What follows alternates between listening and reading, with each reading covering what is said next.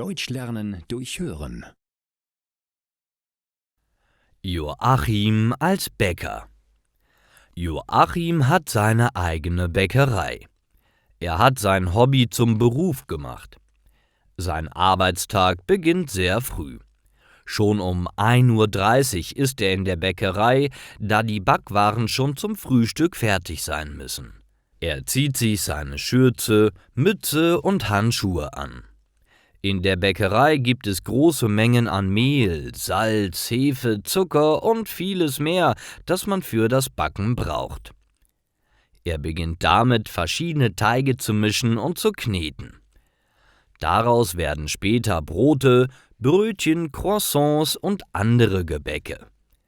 Während der fertige Teig zum Ruhen im Kühlschrank liegt, beginnt Joachim mit den Süßwaren. Heute backt er Donuts, Muffins und Zimtschnecken.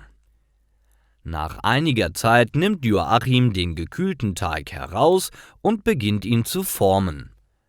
Dann kommen die Backwaren auch schon in den Ofen. Vorher muss er Ofenhandschuhe anziehen, um sich nicht die Hände zu verbrennen. Kurz danach kommen auch die Süßwaren zum Backen in den Ofen.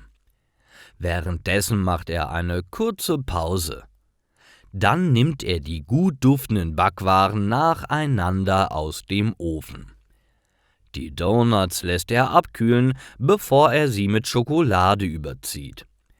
Auch die Zimtschnecken müssen erst etwas abkühlen, bevor sie mit der Glasur bestrichen werden können. Jetzt ist alles fertig für den Verkauf. Nachdem alle Backwaren für den Tag fertig sind, muss Joachim nur noch für den nächsten Tag vorbereiten. Er bereitet Backmischungen vor und legt fest, was morgen gebacken wird. Bevor er nach Hause gehen kann, muss Joachim noch die Arbeitsflächen und Backöfen sauber machen. Hygiene ist ein Muss in jeder Bäckerei.